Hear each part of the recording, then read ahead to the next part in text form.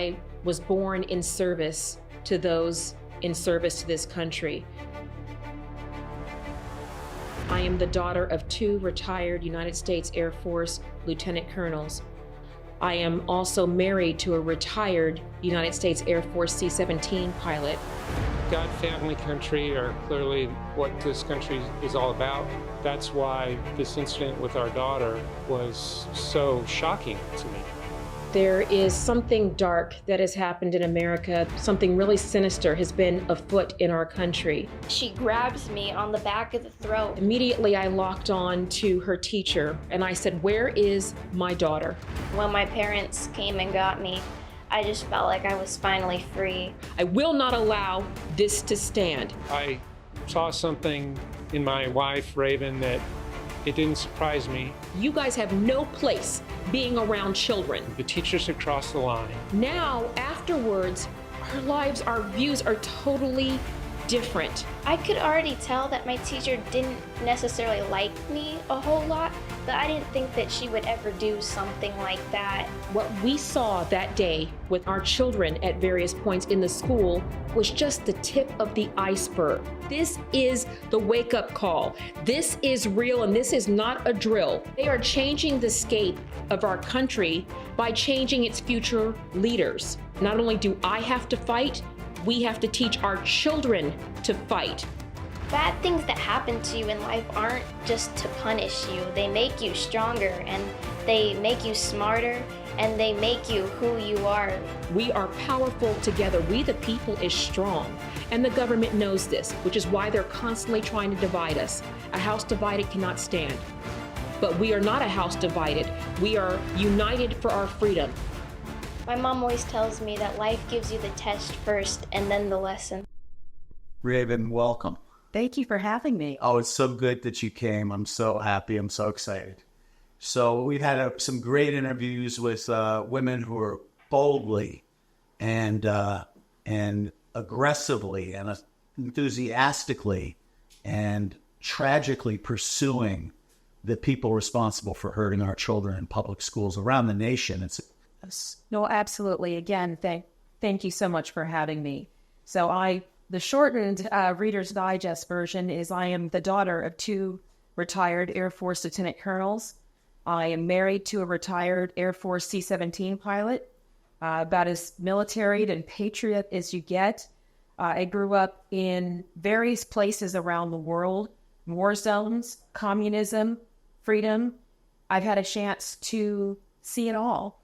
I was born in service to those in service to this country, and it gives you a filter like no other. I'm also of Native American and African descent, so I have a perspective that is unique as it relates to America and its freedom. But quite honestly, I really thought that my path was a different one. I thought that my job was to just give my kids the stability, the structure, and the peace, quite frankly, that I didn't have when I was growing up. And as we all realize, you can be doing what you want or you could be doing what God wants you to do. And my attention was snapped into place in March of 2017 when my then 8-year-old daughter Patience was expelled or attempted to be expelled from public school for voting for Trump in a mock election that we knew nothing about. Got a call 10 minutes before the end of school saying that we need to come get her. It's not a medical emergency, but you need to come to the school right away. Must have scared you. It was terrifying, absolutely terrifying, because you're thinking as a parent, what could she have done in 10 minutes before the end of school, before I pick her up, to need us coming there in emergency? And we found the answer. It was an answer that no parent ever wants to see. We saw my daughter hysterical, hyperventilating, broken out in hives, clinging her chair, and gasping for air. And I about lost it. I said, you guys have 15 seconds to tell me why she looks like this before I level this place. And they quite frankly and honestly said, listen, we had a mock election in school today. I said, you're studying civics? She said, no, but your daughter voted for Trump. I said, I beg your pardon? She's 8. She can't vote for anyone. She goes, you don't understand. She's the only one in the school who voted for Trump. And if we can't correct this behavior, she is expelled. That put everything I did and didn't want to know as a parent right in the forefront. I do this child's homework with her every night. I've never heard of CRT, SEL, puppy learning, fluffy bunny, educational supplements, or any of this other. What I knew is that my daughter was attempted to be expelled for exercising her free will, and that was the tip of the iceberg. And we have a saying in Texas that when you mess with the bull, you get the horns, and that's exactly what happened here. That was my wake-up call of epic proportions of saying, you know what? Whatever this is going on, it's not going to be fixed at home making cookies for my kids, as mediocre as they were.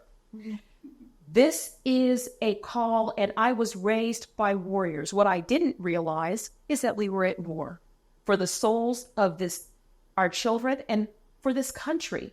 So I did what most people would do.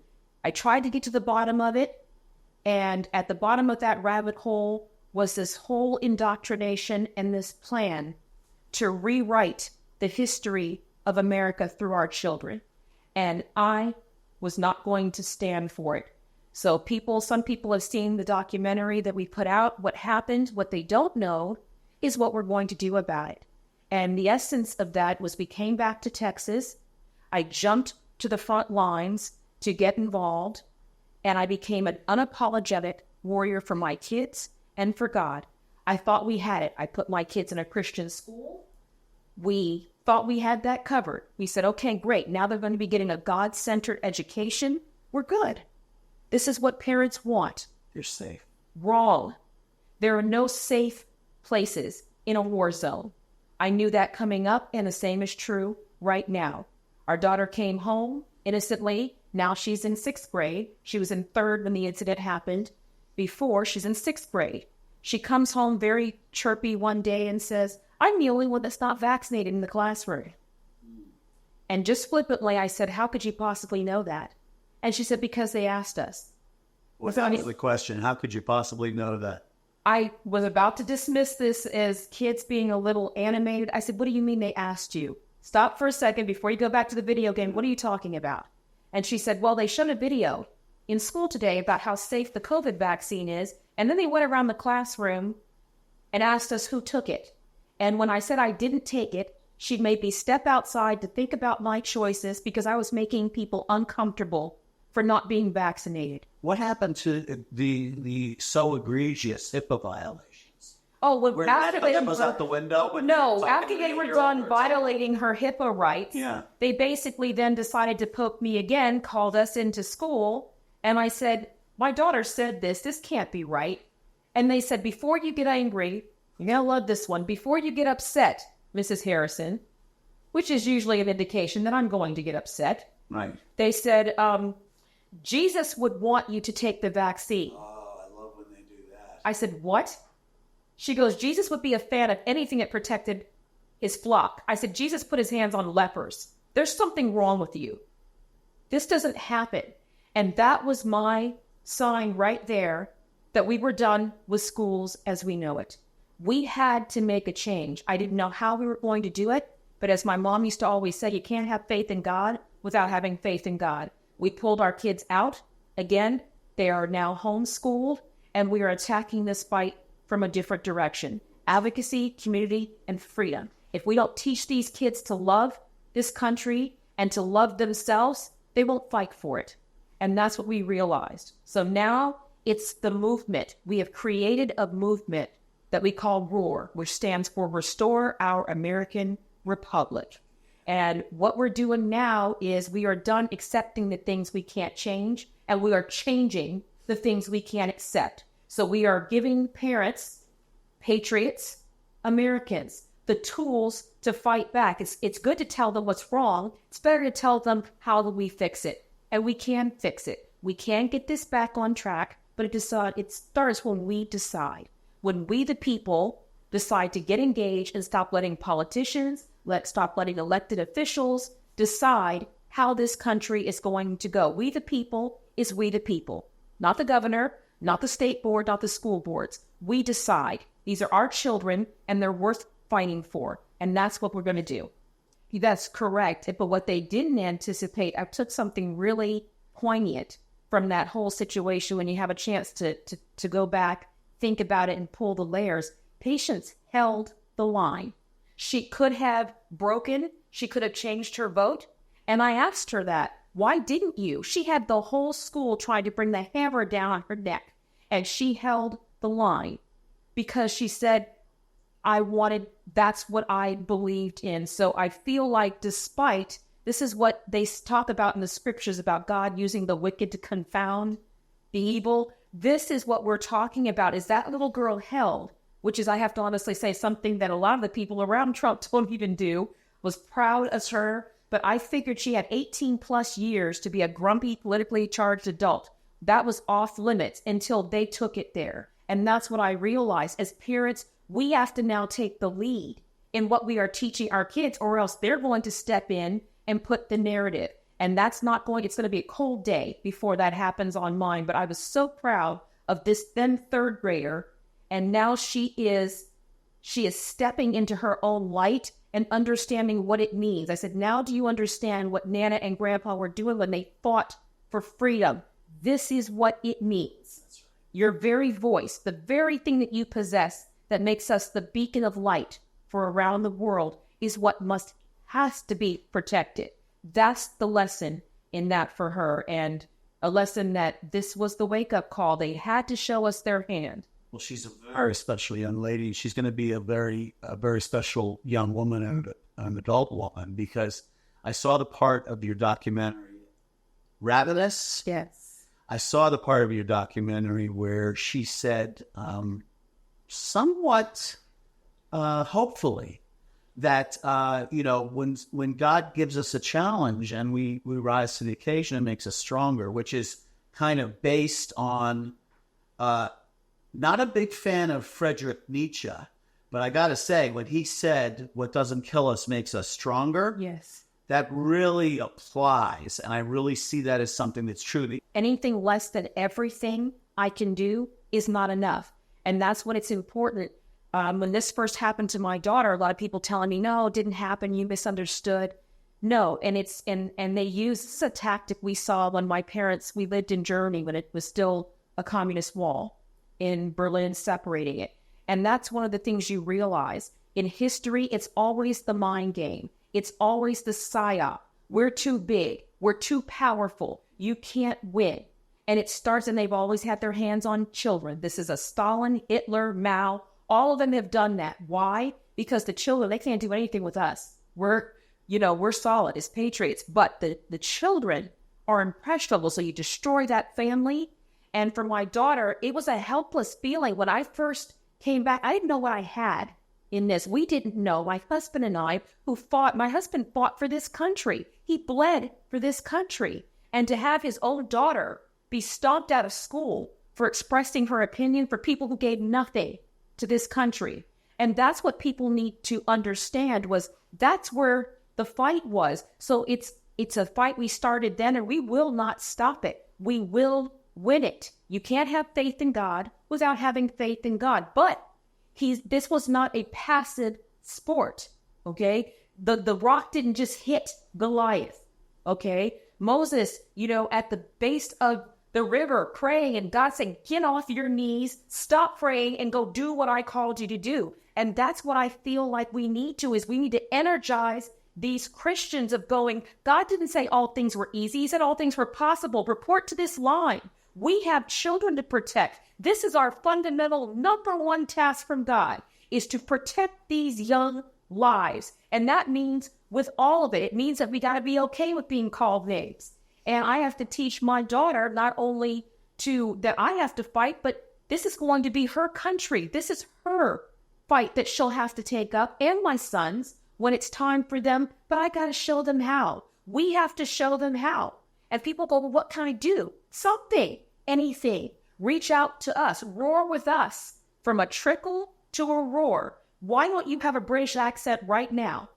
Because the heart of a patriot is strong. And that's where we want people right now. They want us broken down, defeated.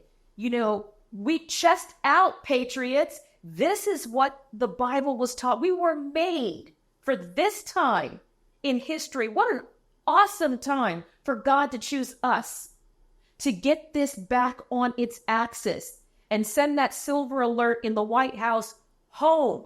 We're going to surrender our country to a guy who's afraid of a guy named Corn Pop. Are you kidding? We're not going to do this. We are going to show our kids what it is to love their freedom, how to fight for it, and to keep it free, why it's worth fighting for. So my daughter, I will not let her be a victim. She is a survivor. So I want to teach that mentality to her. These things, this transgender, all this other stuff, these are very adult and new topics, and even adults. Why do you think depression, suicide, all these things, but then you expect children, to be able to process? No wonder these kids, they're missiles without a guidance system. They've got all of this anger and rage and confusion because puberty is confusing enough without having to add this layer on top of it. And that's what they're doing. I mean, my son thought he was Spider-Man for probably a good solid year. We had a hard time getting him to take off that Spider-Man costume. But does that mean he's actually Spider-Man? Spoiler, he's not. Okay, but the thing is just riding with that and allowing kids to go through that turmoil, but having structure and stability. And the left is talking about tolerance. Well, it's not tolerance. It's not hate speech because you hate what I'm saying. But again, people want to pervert the word of God. They want to pervert these things and then change it. Well, God is all about love. Yes. But Jesus sat with sinners. He didn't sin with them.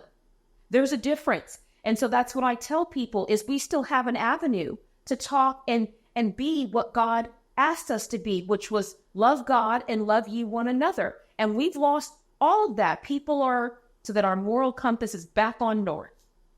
I want to just point out, I want to do a little mocking and ridiculing. We've been mocked and ridiculed so much and name-called and called racist and called, every name in the book and by people who are those actual things. Right. And we've been calling them hypocrites for doing that, but it goes far past hypocrisy. We have to invent a new word.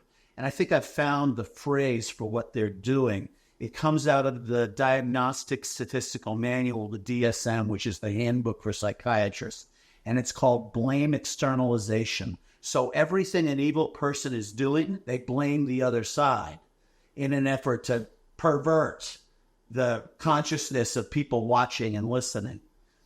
So talk a little bit more about that, because that's really important. And try to tie it into Texas, too, because I love the Texas spirit. That's so important. Well, Texas is a big part. I was born in Texas, and I joke that I have Texas tea, literally running through these veins. We're a different breed, but Texas was a country before it was a state. So they've been pioneering freedom in a different way. And I say that in terms of where we are to lead. I think that's all part of God's plan. But you are correct. The one thing I feel like I do, which is through the documentary and through the podcast, is giving a voice, is telling people the narrative. Well, if the only narrative out there is the wrong one, that's what the masses get deceived by. We have to speak back against that. All of these, and I love being the walking antithesis of everything the left. What do they like to talk about? Race, class, gender. Okay, let's talk. Because I'm all of those things. And that's why you see the flustering and the confounding that comes when I come out of going, that is absolutely unequivocally, you don't have a universe, you can't talk about it. I can. Let's talk. So with Patience, I am proud that she's now in homeschool. She's now in 8th grade and fearless. So she has taken ownership of her voice. She has turned those nightmares and that pain she had into power and trying to help other children. And we get reached out to a lot now of people going, this is happening in my school. What do I do? Because a lot of people weren't even aware this was existing. People don't want to talk about it. They back down. They cave. They wiffle waffle. I used to always say, especially the politicians, they should wear NASCAR jackets so we know who bought them, just like the others. And that's so we have matches with the badges, so we know who it's been bought by. But the good news is that we know, so they're controlled by money. So let's start controlling the money. let's vote with our wallets. So that was the main reason of pulling her out of public school is they get paid to be in there indoctrinating my kids. I've put them in homeschool. People, I'm busy, I can't. There are resources out there. I used to think this is something the Amish community did. It's amazing. We have a system. There's more of us out there than people realize. We have the resources, but that goes down to school choice, which is one of the things we advocate for ROAR. School choice, deciding what your kids learn, how they learn it, and the money should follow the child. So that's what we need to be fighting for. But it's not always a popular, politicians are flavor of the month. So we have to make sure that we always have the flavors in front of them. We know how they're going to side. They're going to side with the power and the money, the optics and the money. So we need to have both. And that's what the movement is designed to. So Patience now is unbelievable. She's out there speaking about it. She's out there talking. She's talking to other kids who were in the game space in some places going, you really did this, when they know that she could stand up, she could fight back, and she could be successful. And that's what we need to show them. That's the verbs and the sentences. What's wrong? What are we going to do about it? How do we win? And I'm so incredibly proud of her. She's my hero. She is a bold 14-year-old now. I'm in the teen years. Prayers appreciated. But she is... Prayers gratefully accepted. Gratefully accepted. And my son is 12 and just turned 12 and right behind her. And I'm really proud that I have a chance to write on their slate right now. It's not what I expected to do. But as parents, aren't we their most profound teacher? So I take that now. Now it happens to be a literal role. Love it. And I encourage parents to reach out to me, to reach out to their resources. There's so many out there to help them, but that's how you vote. They won't have my kids to indoctrinate. They will not have that money that comes from indoctrinating them. We're going to pool our resources, and they're floundering right now. It'll collapse without all of us. So Ravenous came of being asked to tell this story. I kept speaking and speaking, trying to warn parents and to basically just figure out. I figured we're just going to keep going. What does God say? Occupy till I return. So that's what we did. So Ravenous is the story. It has my daughter, my son, who also had experiences in the public school. He came home with a black eye. One time he came home with the teacher saying, the teacher said you have black face. And things I had never known going on, that he was set up to be bullied.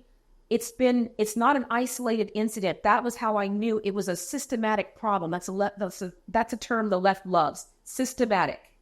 Okay. Well, the school system is systematically and deceptively withholding, usurping the rights of the parents, and is indoctrinating these kids. So we're going to tell that story. You're going to hear from my husband, who was a retired Air Force pilot, going to hear directly from the children. And I think that's the most powerful voice in this. And then what it inspired me to do. I didn't know what I was going to do, but that was my lesson. I feel like God does not call the qualified. He qualifies who he calls. And that was my lesson, that I needed to do more than just be their mother. I had to find other ways to do this. I did not know this was going to be the path, but I'm really grateful to do anything. Whatever God would ask of me, the answer is always yes. And he has told us our kids need us now. We are the original freedom fighters. We are the ones. Our generation and my father's generation were storming the beaches of Normandy. And now we can't get this back from people with the man buns and the vegan lattes. I think our Jeez, we've got to get this back. But what I wanted with Ravenous was to show everyday people that we can do that and give them a tie. Because the Bible calls a lot of people. David was the runt of the litter. Moses was a stutterer. God has been calling ordinary people to do extraordinary things. And that could be any one of us. And that's why I wanted people, so they can see it. It's on Salem Network. It's been on OAN. Slowly coming out.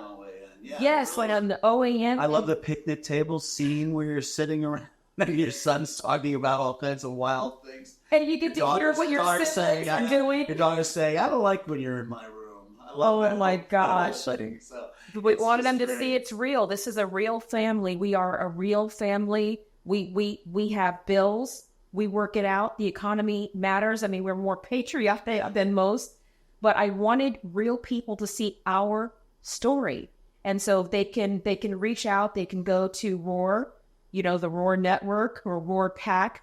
We have the tools in place. And I just tell people, if you're not sure what you can do, some people can, some people can't. I said, if you can't be on the front lines, support those of us who are.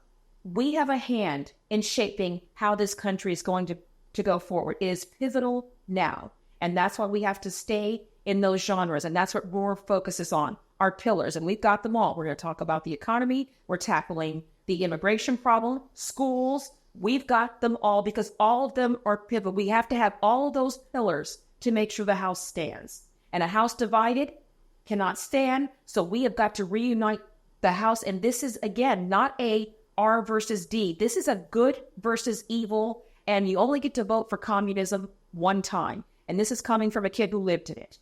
It's not just about who has the guns, where you live, what you do for a living, who you marry, where, what your kids are taught, and they will be taken from you. So I tell people all the time, even the ones that are on the left, I'm fighting for your right to disagree with me because no one disagrees under communism and socialism. You get no say, no vote. So in order to stay and do what you love who you love, be what you want, that comes only on the strength that freedom provides. And people like my parents and my husband who were willing to risk their lives to keep it free. So we can't do any less than that. Well, you mentioned a few times being born for times such as these. And of course, that's Esther. And I think, so that's a clarion call for women. Yes. And if you being born for times such as these right now, yes, it's also a clarion call for us all. Yes. It's a clarion call for granddads like yes. me and fathers. And that's not transgenderism. No. That's jumping on board Esther. Correct. And following her admonition that we were born for times like this. And I love Kim Fletcher, Moms for America. She said the best appreciator of fathers is mothers. And I love that saying. And I am Yes. I believe in, I don't like this narrative of tearing down men, emasculating men. I'm proud to walk in the vein that God made me for. And that is in a household where my husband is the head of the household. I love that. For the perpetually offended, what do they say in Big Fat Greek Wedding? The woman is the neck and she can turn the head any way she'd like. What I'm saying is we all have power. We were made for a particular task. And I feel like the nurturing, the protecting of our children, God tasked me for that. I'm grateful my husband fought and bled. Now it's my time. He's retired. He still fights. And he's fighting and advocating for fathers now. And I am fighting and advocating for everyone. We need them all. We need the families. We need the grandfathers. We need the grandmothers. We need everybody to be here. And we all need to get back to, this was a country founded on God. Our founding fathers believed this, and they risked their lives. When they signed that declaration, they were signing their death warrants. And a lot of people don't even know, of the 56 signers, 19 had their homes burned to the ground. 12 had their wives kidnapped and raped. 4 were executed as traitors by the British. So they paid, and they knew they were going to pay. That was the cost of freedom. So what I live in, and I teach my kids to live in, is be worth the sacrifice they made for your freedom. Somebody didn't come home today so that you could be free. Raven Harrison, thank you, thank you, thank you. Let me summarize with just a few words. Don't mess with Texas, and don't mess with the moms of America, because you'll get the horns. You got it. Thank you.